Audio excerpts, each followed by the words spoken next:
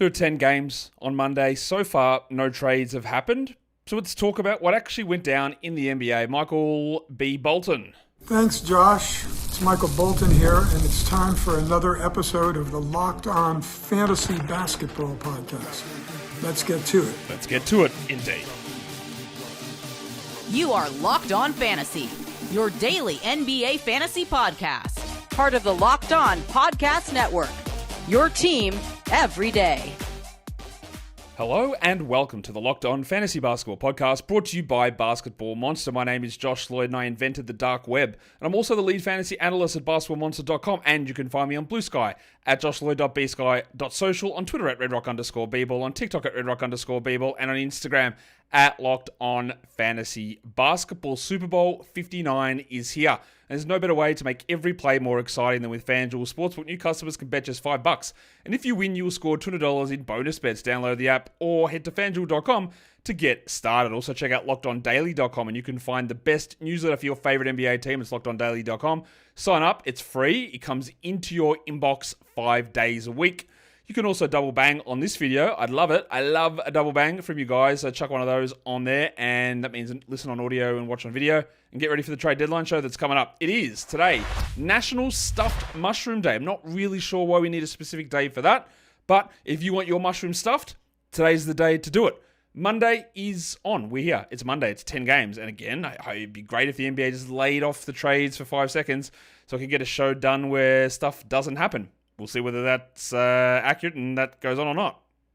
So let's dig in now, take a look at some of the news across the NBA. Some news here. Anthony Davis is apparently cleared from his injury. He won't play in the next game, which is Tuesday, but it seems like he'll be available the game after, I'm guessing. So we've got that news. The Sixers, I gave this update on the daily preview show, but we'll do it now. Joel Embiid is questionable.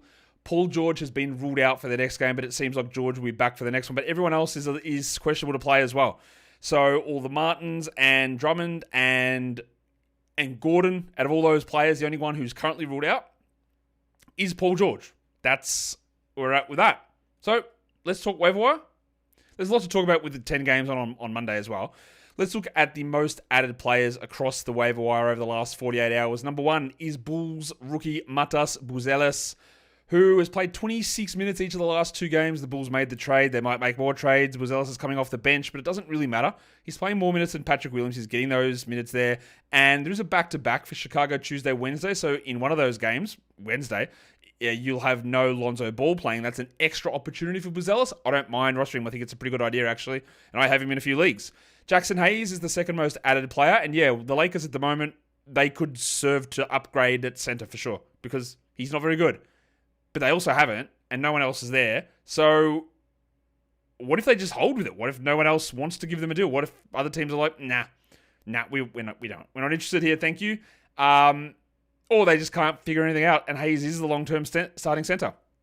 Maybe he's useful.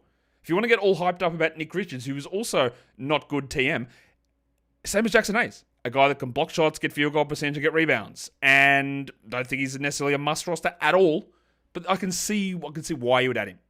The Duck, Luke Kennard, one of the most added players. Ja Morant returned today, but then Desmond Bane. Foot sprain for Desi. We talked a little bit about that yesterday, saying there's a slight limp towards the end of the game, and they said there's no timetable on him. They said it's a foot sprain. Like, what are we talking, 2 weeks here? 3 weeks? Honestly, I have no idea. But Kennard should be the guy, and he remained in the starting lineup today. He's interesting to hold there. We're going to talk Jose Alvarado later, because last game he started the second half with DeJounte Murray out. He played 30 minutes, so you know who started today? Javonte Green. Of course he did. Why wouldn't you get Javonte Green in there instead of Jose Alvarado? We'll assess Jose Alvarado's performance after that game and whether this was the right... Actually, you know what? It was the right decision to add Jose Alvarado. Whether it turns out to be correct is a different story. And we'll look at that in that Pelicans game. Precious Achiuwa, the Knicks, gave us a little bit of a tease. They initially said that it was Deuce McBride starting with Anunoby out, but they did the old switcheroo. So those tricky Knicks. And Achiuwa started, so yep, fine there. And then Rui Hachimura, my man, just to really get to me there, Rui Hachimura is the 6th most added player. I understand it. While we're waiting for Doncic to return, somebody's going to take shots. It's going to be him. I do think that long-term, he will probably not play a huge amount or as much, because a LeBron, Rui, Doncic, Reeves combo... Yeah, well, the defense is clearly non-existent there. But who has been dropped? The number 1 most dropped player is Vit Krejci. Today, they decided to go a different direction. So in the first one, it was Mohamed Wayugeh, then it was Dominic Barlow, and today it's DeAndre Hunter. So after running with Krejci for weeks as a starter, they just said, nah. So you can say nah to him as well. See you later. DeJounte Murray's been dropped. Absolutely. Vasim Micic got injured over the weekend. Didn't miss a game. People dropped him. I'd be very, very open to re-adding Vasilija Micic. Although, this week, you know what I'd prefer to do? I'd prefer to save my moves this week. So, is Micic worth burning one? Probably not. I'd rather see if something opens up with a trade and then we look at him later on. The next most dropped player is Jeremy Sohan. Sohan, not now. It looks like he was rolling until he got that back injury and then he came off the bench and Steph Castle started and now De'Aaron Fox is there and I see absolutely no way that Sohan is able to be a 12-team league. Absolute must. Now, could he take over from Harrison Barnes at some point? Yep, sure. Easy. Could he take over from Steph Castle? Yep, sure. Easy. But he's not. And that was already an impediment and now there's an extra impediment with De'Aaron Fox there, so I don't think it's worth holding him. Bruce Brown, easy drop. And Josh Okogie out for 3 weeks, easy drop ski as well. Should we do the first game? We might as well. It is the Atlanta Hawks and the Detroit Pistons.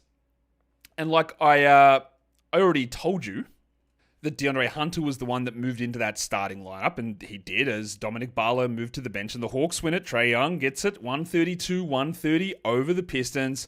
We'll start on the Detroit side. Let's look at what our man DeAndre Hunter did. He did it. The big fella, he did it. He DeAndre Hunted. He had 20 points. And then he said, every other stat, I'm going to stick them up your ass because I'm not going to get any of them. 20 points, 0 rebounds, 0 assists, 0 steals, 0 blocks. He did get to the line twice, so there's a W there. He hit 4 threes. But this is what this man is. Even this line, which is 20 points, you go, hey, here we go, 4 threes, well done. It's a bad category fantasy line. It's a one-cat streamer. It's the equivalent of someone getting 1 steal. That's what it is. Someone goes 0, 0, 0, 0, 0, 0, 1 steal. Not quite, because he hit 4 threes. That's unfair. Let's say it's the equivalent of having 1 steal and 5 assists. And nothing else. That's what this game is. But because it's 20, because it's a big number, we get excited. He's frustrating. You roster him. But we know what he is. A field goal percentage merchant. And contrast that to what Dyson Daniels had. 19, 6 and 7, 4 steals and 3 blocks. Ridiculously good. Now, the 6 of 10 from the line is very annoying. Everything else is fantastic. Or Trey Young, 34 with 9 assists and 4 threes. And people were very worried about Trey Young. I think he's cooked. I think he's injured. He's given up. He's not trying. Without Jalen Johnson, he's going to have too much pressure. He's going to turn it over all the time. Yeah, nah. He's bouncing back. We love this. This is great. It was also a very good game from Larry Nance. Double-double, 12 and 10 for 20 minutes, 2 threes. Love that game. While Clint Capella is out, Nance is streamable at best, right? I would want to see 25 out of Nance to consider him a 12-teamer. Probably not happening, so whatever. Ricochet played 26 minutes. That's the bad. The good is that he shot well from the field. He shot well from the line, and he had 17, 3 and 2. But I will say this about Ricochet. Yeah, he's playing a few more minutes. That's great. But he's leaning a little DeAndre Hunter at the moment. It's scoring. Not much else happening. And he shot well again. And I don't mind if you want him. To me, he's still more of a 14-team league guy. But he's playing a little bit better. Vic Krejci, the minutes are also better here as well. This is good. This is what we want. 28 minutes, 13, 4 and 2, steal, block, 3 threes. Love that. It's 1 out of the last 3 games that's even been remotely passable. But this is what he was doing beforehand. So if you haven't dropped him yet, maybe you hold. If you have dropped him, don't worry about it. Don't re-add him. But we'll see where that role sits from here on out. If we move across to the Pistons side of this game, disappointing loss for them. They rolled in with the same starting lineup as they've been cracking out there. And it was another big one from Cade Cunningham. He didn't shoot well, but 13 of 13 from the line is awesome. And he had 30 and 6 with 14 assists. And Leaky Beasley did his thing. All 18 points coming from deep, 6 dribbles. He had 2 steals. This is what he does. Jalen Duren, the passport legend, he was good again. He has really been solid the last, say, 3 to 4 weeks. 18 and 9 with 2 blocks there. And we got more minutes from Asar Thompson. And this game, 25 minutes from Asar, 13, 4 and 4, 3 steals. Solid. But at the moment, that has been best case scenario. I'm not saying it will be best case scenario as we move forward, but this has been the best game we've seen for a while. Absolutely solid in 14 teamers. 12, to me, it's very borderline. Well, the thick Hogsman, is he back? Are we actually getting filled up by Tobias Harris? 22, 4 and 2. Didn't hit a 3. But efficiency's up. Free throws are up. Usage is up. Production is strong. He had been annoying all season. Finally turned into the worst player in the league and then bounced back into good stuff. He was also with the Buy Low, Sell High shows tomorrow. I'm pretty sure 2 weeks ago he was on the Buy Low show. That's going to work out pretty nicely, I think. What else happened with this one? Yeah, Tim Hardaway sucks. 7 points in 27 minutes for Big Bad Tim. Today's episode is brought to you by BetterHelp. What are some of your relationship green flags? We hear about red flags. It's easy to be negative. What about green flags? What about the positive things? It's easier to look at negative when it's maybe more beneficial to focus on the positive signs in our relationship. And if you're not sure what they look like, therapy can be a way to help you identify, actively practice them out, and just embody that green flag energy around you. Help improve your dating life, your married life, your work relationships, your friendships, whatever it is. Therapy can help you form better and more longer-lasting relationships. BetterHelp makes it easy as well by offering online therapy with over 30,000 licensed therapists to choose from. And if you need to switch therapists, you can do so at no extra cost. Discover your relationship green flags with BetterHelp. Visit betterhelp.com/lockedonnba today to get 10% off your first month. That is BetterHelp, HELP.com/lockedonnba. Let's go to the next game. It is the Washington Wizards and the Charlotte Hornets. The Wizards were up really big in this one. They end up winning 124-114 in a battle of the bad teams. But that's 2 out of 3 for the Wizards they've won. They need to really address that, I'm guessing. That is not what I expected to see out of Washington, but whatever. They get the job done here. They roll with the same starting lineup with no Alex Sarr, so Jonas Valanciunas in a close game, played 29 minutes, 14 and 17. There's one thing we can't argue about this with Valanciunas. When he plays 28 minutes, he is going to put up numbers. It's not debatable. Is he good in those minutes? Not usually. Is he an impactful player for a good team? Not really. Does he get those minutes every night? Of course not. But while Sarr is out and they're keeping games close, he's getting numbers and they're good. It's also a bit of a breakout from Bilal Coulibaly, 26-5-3 with 4 threes and 2 steals. It's been very rough going from Bilal, but this game is impressive and we hold him for now. Bub Carrington did as little as possible, 4 points in 12 minutes for Bub, and Jordan Poole somehow despite this game and them scoring 1 million points and winning, he had 6 points. I think he was scoreless at halftime. He ended up with 6-3 and 6 on 18%. Very bad game. Brogo played 22 minutes. He had 16, 4 and 7. Look, if this wasn't deadline week, I'd say, hey, maybe stream him in and see what happens. I wouldn't waste a move on Brogdon now, but that is a usable line. While Kyle Kuzma had also somehow a solid game. He took 21 shots, which again, I would argue is a few too many, but he had 22, 4 and 2. It's a very typical Kuzma game. It's a lot of points. It's inefficient points, and there's not much else coming behind it. It was also a solid defensive game from Passion Pop, Justin Champagny. He had 2 blocks. He had a steal. He played 13 minutes. It's a name we just watched, but he played 13 minutes. Keyshawn George played 18 as a starter, and Corey Kispert got 29 off the bench for 25 points and 5 threes. I'm not rushing to add Kispert, but he's in the mix as a streamer for threes, and that's probably about it. The next side of this is the Charlotte Hornets, and they had guys out, obviously. No Ball, no Okogie, no Cody Martin still. They were able to roll the same starting lineup as last time out. So let's just take a quick look at Vasilije Micic, who had that injury last game, and he was fine. So, sort of. He shot 29%, which is horrific. But the good thing is that even in a game where he shot that bad, he was able to rescue some value. 13 points and 3 threes with 5 assists. It is worth having. I wouldn't rush to add him in the middle of the week. I wouldn't waste a move on it. But if you had him already, you're okay with that. And then Nick Smith, 2 games in a row, big game. 24 and 4, 4 threes, 39 minutes. Now, he'd had a string of stinkers where he played 24 a night. With Okogie out, they don't really have as many options, so maybe you could look to Smith. I'm not going to be overly interested in rushing to do it, but that's good. Bridges had 24, 10 and 10. 10 assists from Miles Bridges is pretty remarkable.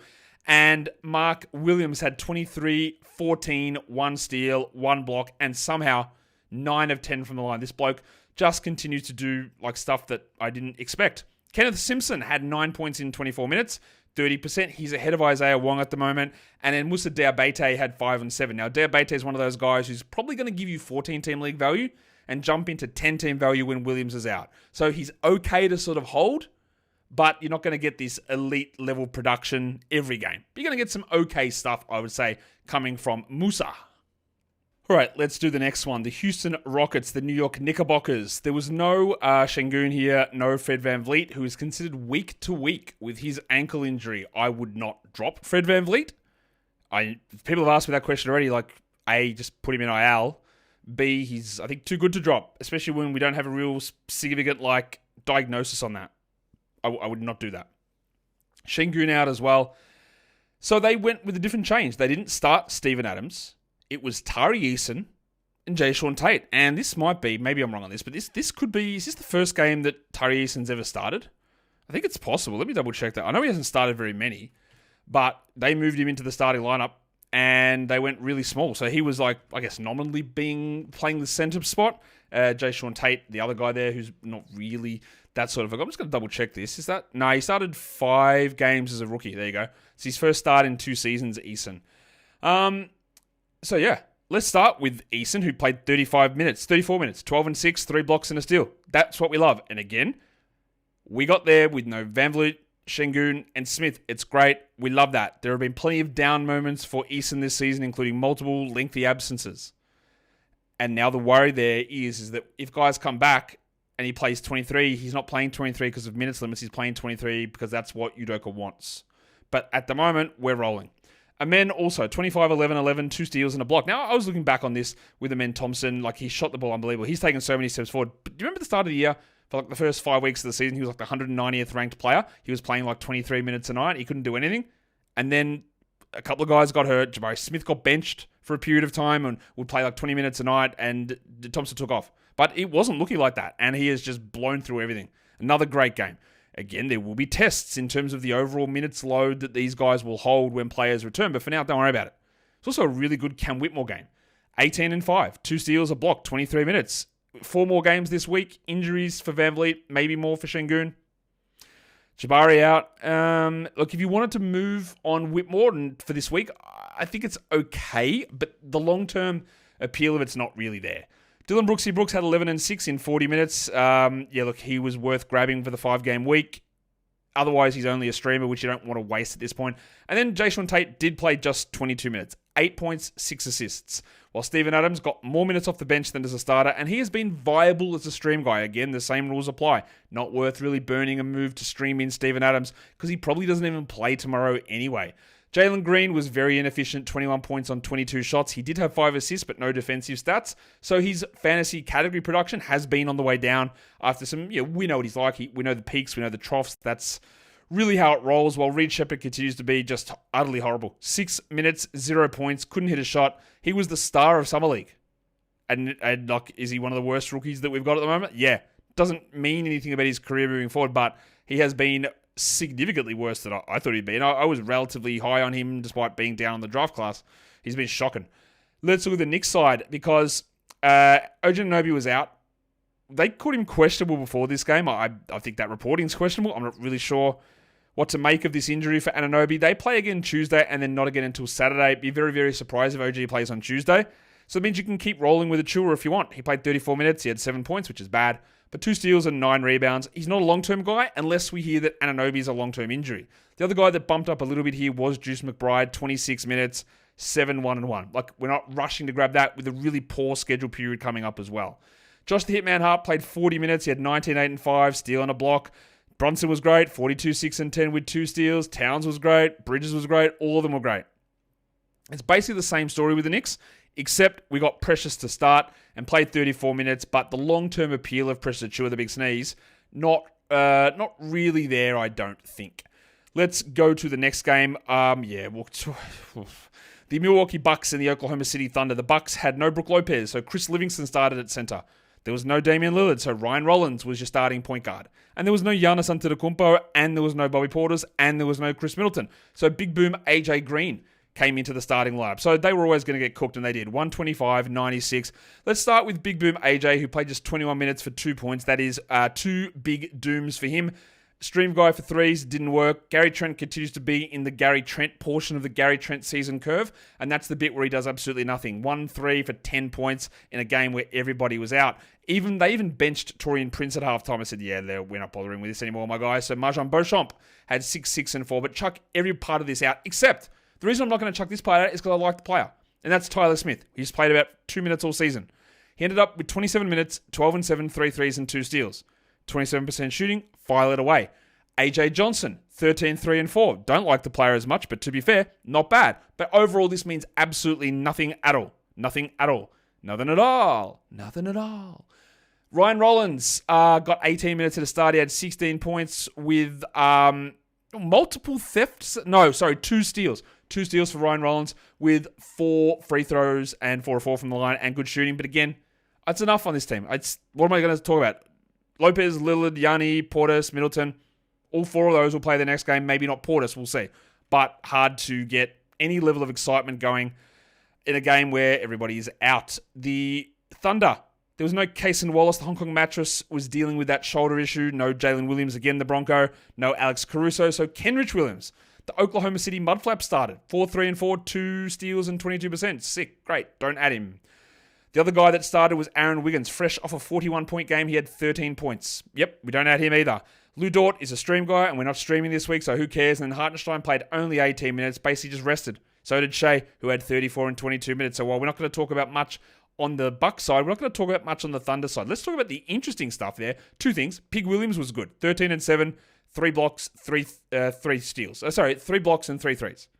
Which we know that he had a little bit of value when Hartenstein was out, and that's about it. The other one there is Usman Jeng, who had 21, 8, and 5. And really, the appeal of Jeng was a forward to power forward sized player who could maybe shoot and maybe pass. 21, 8, and 3 with 3 threes highlights all of that. But of course, it doesn't matter. None of it matters in any of this stuff unless there's long-term injuries. We don't think Wallace's injury is long-term. We don't think Jalen Williams' injury is long-term.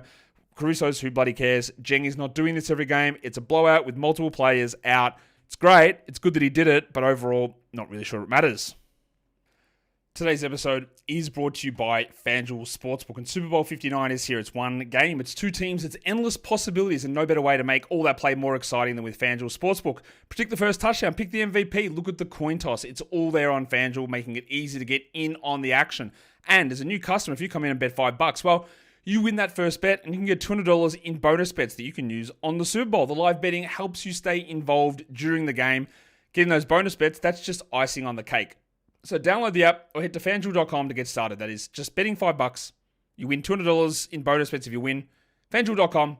Bet with FanDuel, official partner of Super Bowl 59. And don't forget to gamble responsibly. All right, let's do the next game here in one of these mid-afternoon. Mid-afternoon? Well, mid-afternoon for me, but not for you. So, why would you care whether it's mid-afternoon for me or not? It is the Sacramento Kings up against the Minnesota Timberwolves in Minnesota.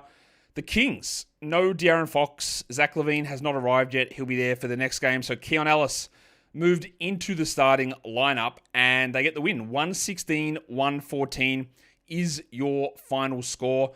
For the Kings, we'll talk about Keon first. He did what he needs to do. 13 points, 3 threes, 3 steals, 2 blocks. Everyone knows that if he plays 30 minutes, he will be a very, very useful fantasy guy. It's how does he get these minutes? I don't think he can.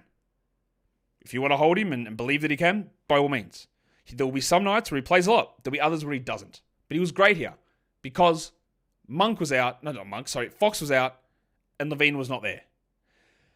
As for Monk, he is, what an absolute gem of a waiver wire pickup he has been. He was someone that I was big on in the preseason, then he was sort of mid, and then absolutely went off as soon as they moved him into that starting lineup.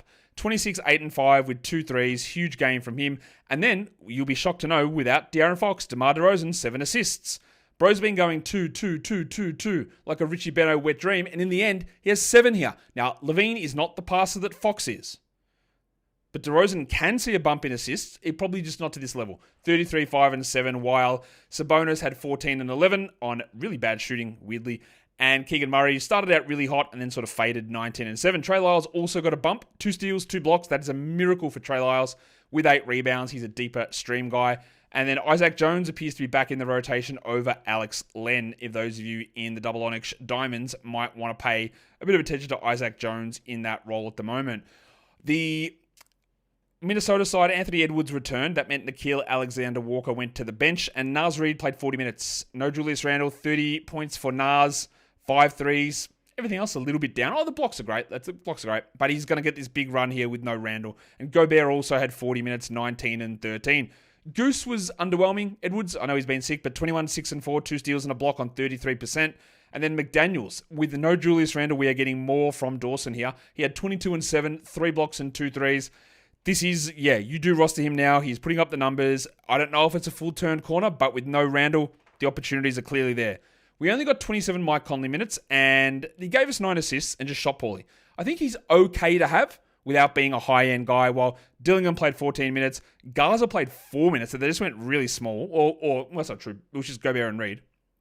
And then Alexander Walker played 23, who's no more than a stream guy in the majority of scenarios. Let's do the next one. The San Antonio Spurs, they go down to the Grizzlies. Of course, De'Aaron Fox has not joined yet. Wemby was back, though, after missing that last game due to illness, and that meant that Charles Bassey moved to the bench. Old mate Goldfinger. The final score, Memphis 128, San Antonio 109 was your final score there. This game was delayed because there was an medical incident with somebody in the crowd, so it was delayed. Obviously, that's what delayed means. It was late.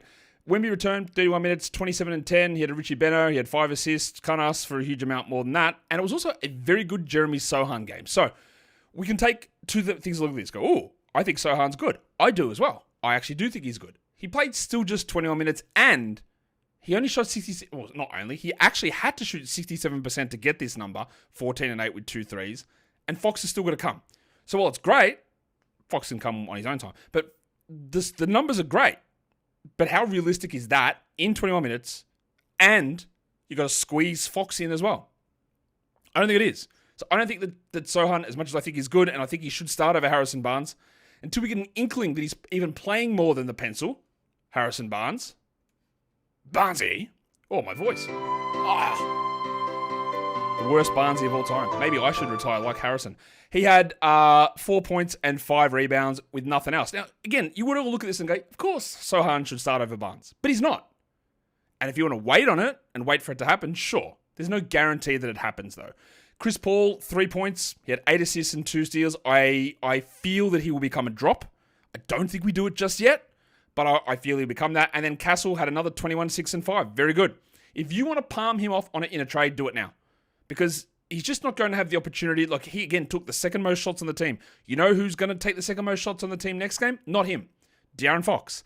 And he was very efficient, except then he couldn't hit free throws. And he doesn't do enough in the other areas. Very good game from Castle. I do not believe that he will hold as a 12-team league guy. And I know there's going to be people that push back on that, and that is okay as well. But the fact that I think this, and there'll be people that agree with me, and there's others that are on the other side of it, means that a sell high is entirely possible. I would try to do it. I just don't see how Castle can maintain this level of production when De'Aaron Fox is there. Devin Vassell could also turn into a drop. He had 11, 3, and 3. He played 34 minutes. I would hold on to him, though. If I could, while the horse had 7 points, Keldon Johnson, 13% shooting because he remains very, very bad. Get that garbage out of here. Thank you. Let's look at the Memphis side. Demetrius Morant returned. Desmond Bane was out with a foot issue. Now, they've given no timetable for Bane. I'd expect a couple of weeks out. So, look, that does prolong Luke Kennard's value. Unfortunately, Luke Kennard had 2 points in 22 minutes. Jalen Wells had 2 points in 22 minutes. And the Grizzlies' nonsense strikes again. Look at the minutes. Greg Jackson went bananas. GG played 28 minutes. He had 27 points. He shot 20 times. 20 times. Now, is this what they do? Do they just give GG all these minutes? Seems unlikely, especially with Vince Williams, Marcus Smart likely to return in the next game. So this is the perfect trap scenario, I think. Now, I'm not talking about Big Frida. I'm talking about grabbing GG, wasting a move in this week when there are going to be 2 other guards/forwards returning, and it's just so highly unlikely that A, GG takes this many shots and has a usage of 34% and plays 28 minutes and has a true shooting of 66%. Those 3 things just will not add up every game. It won't happen. If it does, kudos to old Bishop Jaxson II. But it just isn't going to happen. So I would think that if you went and added GG after this game, you don't get this game, and all of these confluating, which isn't a word, factors won't happen like this again, is my guess.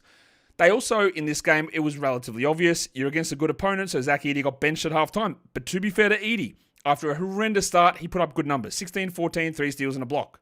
But it was Santi Aldama who started the second half instead of Edey. And then Aldama was bad again. So what do I do with this guy? Again, what do we do? He had a string of really good games earlier in the season. He came back from the illness. He struggled. He's had a couple of big ones. But back to these are the games where I see Aldama do this. I go, yeah, okay. That sort of makes sense. That's sort of what I expect. 6 and 5, which clearly is not a rosterable player. I would again try to hold him. It was Scottie Pippen who had the game instead of Kennard. 22 minutes for Pip, 11, 2 and 5 with 2 steals. I don't think we need to worry about that though. In most formats, it's just hard for him, who's only played 20 minutes and like twice in the last 3 months, it feels like. That might even be accurate for me to get excited about it. So while it's good that these numbers, I didn't even talk about Morant having 25 and 11 and another ridiculous Jaren game, because it's just like random stuff. Why is Jake LaRavia getting 4 steals in 24 minutes? Why is like Kennard playing only 22 as a starter? Why is GG taking the most shots on the team? Like, why are any of these things happening? How realistic is it? And then you've got Smart and Williams who could be back in the next game, which would further complicate all of the situations here. So it's not one that I'm super invested in making big calls on.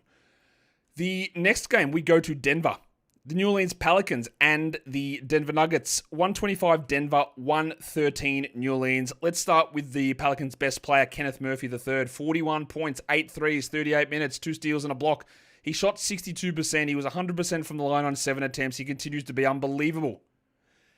You could argue that there's a sell high here because there might be a fake injury at some point, but this guy is, what is going on? He's a top 10 player over the last 2 weeks. 10. Top 10. Top 30 for the season. I was a little hesitant with him just because of how their rotations would work, but also he came into the season with a knee injury. Well, he's cooking blokes unbelievably. And in this game, I thought that they would start Jose Alvarado because they started him last game with DeJounte out. But no, it wasn't him. It was Javonte Green in an absolutely useless start. 4 and 4 in 28 minutes. If you added Jose Alvarado, I wouldn't be dropping yet. And here is why. Starting Javonte Green didn't work. Right? Simple as that. He wasn't good. 4 and 4. Alvarado wasn't good either. 8, 2 and 4. But here's the thing. Why would you drop Jose right now? To add somebody and break the cardinal rule of using your moves early this week? No. So hold him. Drop him if there is a trade deadline guy that comes up. Absolutely do that. Without any question, you can do that. 0 point to jacking him off right now. 0 point. Hold it and wait. Yves Missi played 34 minutes, 8 and 6. That's not bad. The minutes were up.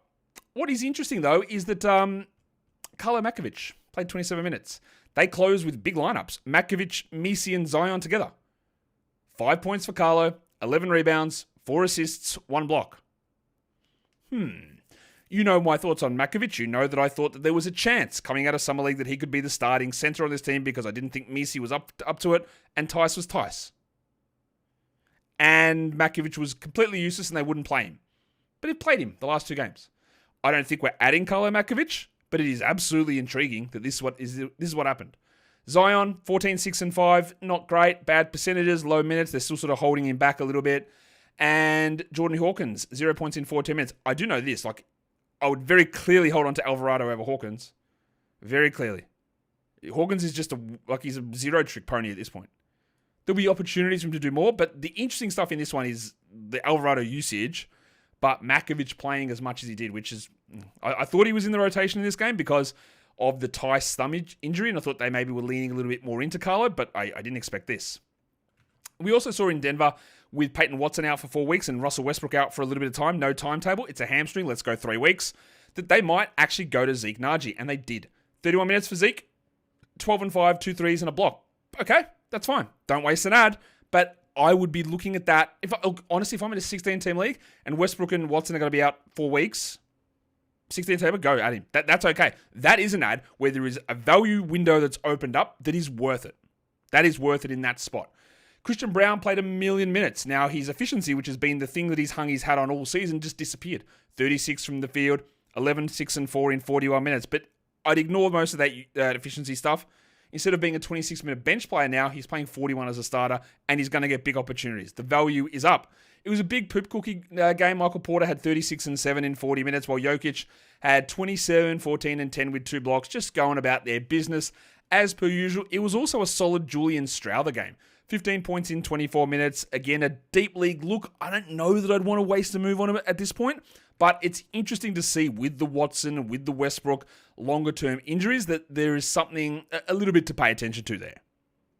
The next one, the Indiana Pacers just get the win over the Jazz. 112-111. Miles Turner was out with a peroneal strain. No, not that one. The peroneus tendons in his foot, not a perineum. Gooch intact. Turner was out. Tom Bryant started. Let's go straight to Tom Bryant, the man that can put up box score numbers. He can put up interesting games, but also he remains bad as a player. And Rick Carlisle sort of saw that. We got 26 minutes out of him when there is literally no other centers on the roster. 9 and 7, 2 steals and a block. No indication Turner's out long term. Don't worry about Tom Bryant. Also, if you want someone that you can jack off at trade deadline time, well, look inwards first, but then look to Ben Mathurin. 9 points, 22 minutes, 36%. Now, the thing that you could look at Ben Mathurin and go, well, at least he'll help my free throws. Now he doesn't even take free throws. He just doesn't get to the line anymore. Don't know what happened, but he doesn't do it, so you go see you later. Aaron Nesmith was very solid. 13 and 7, 3 steals and a block. That's an impressive line. I don't think it's a 12-team ad, but he's absolutely, once the deadline passes, at least moving into the stream discussions. Well, same with Nembhard. 10, 3 and 8, 2 steals. Very good game. Took 5 shots though, but the other stuff is nice around the edges. Siakam had 22, 6 and 4. Halliburton was very good. 18, 2 and 6 with 3 steals and 2 blocks. You love all of that. You love it. Also, Jarris Walker, had 9 points. With his 2 blocks, he had been out of the rotation. That's why I mentioned him. Also, so I could do the hello. We don't worry about him in most leagues. He so far has been a very big bust as a high-level lottery pick. On the Utah side of things, they amazingly came into this game with players healthy. They came into this game with the same starting lineup. And then they actually did lose someone to a legitimate injury. Colin Sexton lasted 3 minutes. He had 2 points. He had nothing else. He sprained his ankle. It didn't look particularly good. I would be very, very surprised if he plays again this week and if he's not out for multiple weeks. I would wait to get a diagnosis on that, but what we did see is Keontae George started the second half next to Isaiah Collier. George had 16, 8, and 11. Bang, I'm in at him. You know what I'm going to say about him. I like the ability of a guard to have usage, and if Sexton's going to be out, I think he is, then George is back on the menu. As for Collier, well, he did the thing. He shot poorly? Sure, he does that. 11 points and 10 assists, but nobody gets assists on the wire like Isaiah Collier. Must roster player. With Sexton going down, we got 35 Jordan Clarkson minutes. Of course we did. If you want to stream him in, again, I probably wouldn't waste the move on it because what are you going to get? Maybe a game or two, and then something will happen to him. I'm not going to highly prioritize it, but 21, 4 and 3 with 2 steals is very strong. The Baptist had 21 and 12, while Lowry had a very disappointing 16 and 7. I avoided Lowry this season, but on a per-game basis, he's been way worse than I thought. So I didn't get it right in that sense because I just was like, I'm not rostering him because he's not going to be there for the playoffs. But he's just been bad. What the hell is going on with this guy? It's like he plays for the Bulls again. He's not doing anything that's useful whatsoever. And then Walker Kessler was pretty rough. 9 and 13, but bad free throws. He had 3 blocks. It's fine. It's nothing spectacular. But what you'll notice in this one is that Svi Mykhailiuk, Johnny Juzang, EJ Harkless, tanking legend, did not play at all. Bryce Sensabaugh got 15 minutes, and Michael Potter played 11 minutes. You can wait on the Potter's and a long-term one, whereas Sensabaugh, there is some opportunities, but while these guys are all playing, we're not going to do much. Just keep an eye again on Kyle Filipowski if his girlfriend lets you. 10 and 7 with 2 assists in those 14 minutes for Kyle. All right, one of the late games, the Magic and the Warriors. The Warriors win 104-99. The Magic lose again as they keep losing with Paolo on the team and Paolo back. They just can't win. It's a horrid slide for the Magic. Let's start with them. They went with the same starting lineup, which meant that Goga Bitadze started at center, and apparently he's still on a minutes limit. 6 points, 20 minutes, 14 rebounds, and a block. He shot horribly. That's not the worst shooter on the team, but he shot really poorly, and those minutes are frustrating. He was also a minus 19 in the minutes he was out there, while Wendell Carter Jr. was a plus 14. 6, 9, and 7 for Wendell. I don't think we need to roster him in 12s, and we are getting to the stage where some of the stuff that I worried about was that they would prefer Wendell with Paolo and Franz around is coming to fruition. I don't know that it's going to stick that way. I don't know if this is all just a minutes limit thing for Goga. I don't know. But I wouldn't be feeling super confident about holding on to Bitadze. Mr. Black started again, and Jesus Christ, 0 points in 16 minutes. You can very, very easily get the old Jack cracking for this.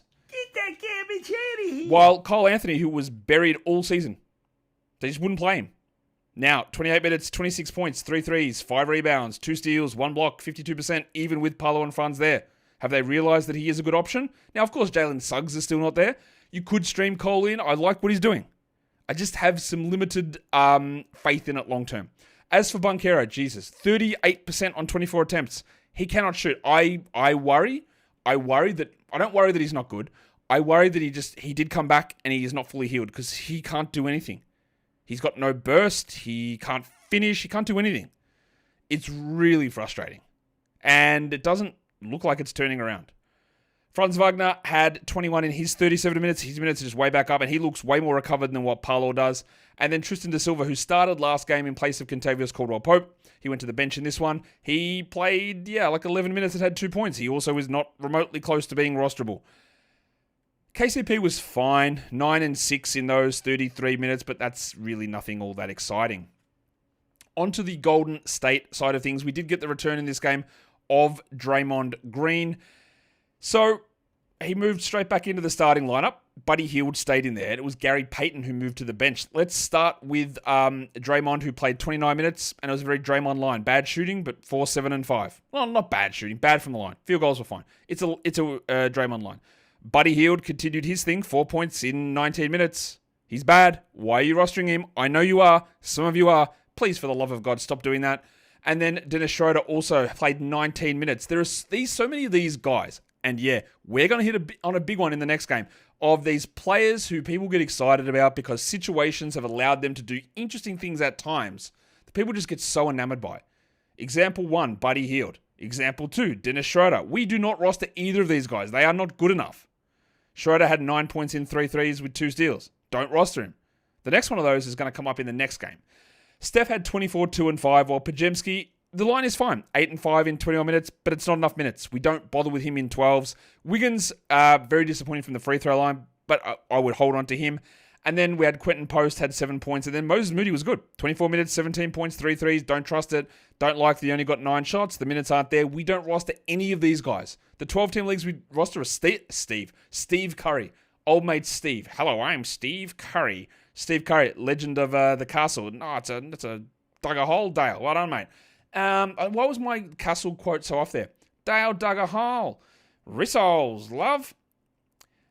24 points for Steph Curry with 5 assists in 34 minutes. He shot horrifically again. What's with this guy? He has lost a lot of his swaggity skibbity aura, I guess. Nah, he's just shooting bad. And that's what happens. You're 36 years old. We're not dropping him or anything, but I do worry that peak Steph, it will pop its head out a few times, but it's not always going to be there. While Guy Santos Al Helper was back basically out of rotation. Played 2 minutes. We'll see whether that holds for the foreseeable future or not.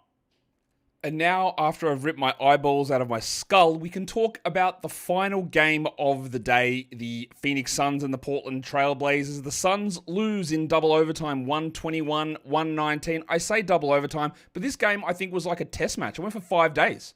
What are we doing? Do you want to hear a rant? You don't have to. But the idea that you can, again, play a game at the end, commit a penalty, a foul, something which is naughty, it's against the rules, and it benefits you, and just do it ad nauseum is insanity. Timeouts, just play. You want to talk to your little boss? He can just talk to you right there.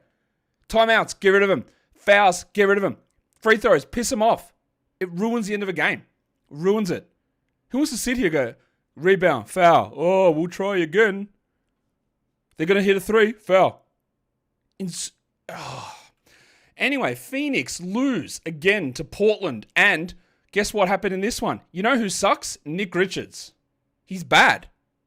He's a bad player. 2 points, 7 rebounds, 18 minutes. This is how bad he is. They went to Mason Plumlee. They played small. I'm not saying you have to drop Big Dick Nick Richards. You can if you want. Up to you. Not a great time like we've detailed the whole way through this show. Right? Dropping him now, pointless. But if something good comes up at the deadline, I don't know. I don't know if you've heard me say it. He's not very good. He is a back-end player. He will have some okay games. But this is the Buddy Hield cycle. Oh my God, look at Richards, the big first game. And then, oh shit, we've got to play Plumlee again because this guy sucks. Oh no. Oh no. Yeah. Oh yes. Oh yes. Oh yes. Oh yes. Oh yes. Shout out to Musical Theatre. Yeah, he sucks. He's terrible. Symbols up. Bad stuff. Bad stuff.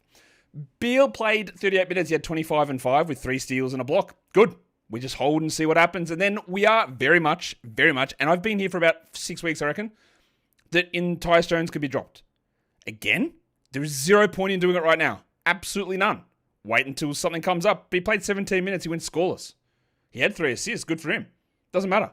They don't need him out there. And he is a backup level point guard. Devin Booker had 34 points. He became the Suns' all-time leading scorer. He played 47 minutes. He was solid. Durant had 27, 5 and 5 with 2 blocks. He was very good. And Royce O'Neal hit the shot to put them into overtime. He had 14, 4 and 5 with 4 steals and 4 threes, which is a bloody good line. But look how many minutes he played the game before. Not trustworthy. Out of him and Allen and Dunn, I do lean O'Neal, even over Jones. But they're just going to be guys that I feel like you're cycling through a lot. As for Ryan Dunn, scoreless in 12 minutes. The Cockroach had 6 and 12, Mason Plumlee in 21, and Grayson Allen played 34 minutes, 11 with 3 threes and 2 steals. He's very solid. But it is an overtime game, and it's not one I'm going to get overly excited about. As much as I think Jones isn't playing very well, he's not a 17-minute a night player most nights. So Allen's not always going to play 34. It's not going to go to overtime each night. It's still a weird spot, but Allen and O'Neal look to be those streamer sort of players. On the Portland side of the ledger, they did it again? Why do they keep winning? They just do. They won again. They leaned so heavily into that starting lineup. 43 minutes for Denny Avdia. 24, 8 and 5 with a steal. He has been, after a very slow start to the season, and admittedly, I didn't think he was very good. He has been unbelievably good. He has not fully changed my mind on him. I still think that he's a solid piece. You never want to be a number 1 guy, but as a number 3, very good. He has been really strong down the stretch. There was a couple of weird games last week, but they lent heavily here, and it worked out really well. Jeremy Grant, I don't think you need to roster him, even though he's playing a lot of minutes, 14, 5 and 4, and Simons was disappointing, but they still get the win. I would hold Scoot, even though he played only 22 minutes. He had 15, 2 and 6. While Tamani Kamara, they are giving him 1 million minutes as well. Now, not 1 million shots. He only took 8 of them, but he hit 6, so that's good. 17 and 5 with 5 threes. He's worth having for now. Again, there are some things that I just go, I'm not sure, but that's okay. Like, for now, we're getting good value. And what about the Snowman? Deandre Ayton, 25 and 20.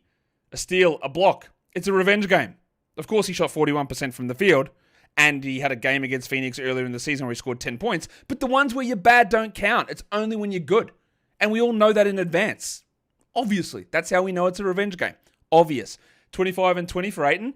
And he's very good at the moment. And I think the way that they're playing, the way that Ayton is playing, the way that Donovan Clingan is playing, which is the opposite of Ayton, i.e. shitful, you don't really need to roster Clingan. I don't think they're just going to pack this away with how they're playing, honestly. Clingan played under 10 minutes, he had 4 points. He also, like Nick Richards, different parts of their career, he's also not good. He has got the scope to improve, though, Clingan. But if we're looking at what they do now, not good. Not good. Let's move in and take a look at lines of the night. I think that's probably the place where we need to go. The Monstrous. Who snags it on this Monday to begin week 16? It is Trey Murphy. Kenneth had 41 points. He hit 8 of 12 threes. He continues to be literally just unbelievably good. The waiver wire line of the night. It's another man who hit a lot of threes. It's this sexy legend himself, Corey Kispert, who's rocking the mustache. 25 points, 5 of 9 from deep. Your young gun of the night. I don't even have to put the non-Wemby division up because this man beat Wemby. It's the big fella. It's excellency. It's Amen Thompson. 25, 11, 11, 2 steals and a block. He has elevated to a level that I thought he'd get to in year 3 already, and he's just cooking blokes. And the dud of the night, well, we're going to go to that final game, aren't we? Because Tyus Jones just dropped a big donut. 0 points, 0 rebounds, and 3 assists. And if it wasn't deadline week, I would have jacked him. In fact, I jacked him 6 weeks ago. But if it wasn't deadline week, I'd be more than happy to move on from Tyus. Now we hold and we see what else pops up, and then we make further decisions after that. If the next decision you have to make is whether you're going to cook a national or cook a stuffed mushroom, well, today's the day. If you're ever going to cook a stuffed mushroom, why wouldn't you do it on National Stuffed Mushroom Day? Enjoy stuffing your mushrooms. Enjoy, I hope, watching the show. Give it a thumb, leave a bang, drop a comment, all that stuff. Trade deadline show's coming up Thursday, 1 p.m. Eastern. This Thursday, it's coming. You know it's coming. Get ready for it. Pre-like, pre-bang, bookmark, all of that stuff. Let's have ourselves a good night, guys. We are done here. Thank you so much for listening, everyone. See ya.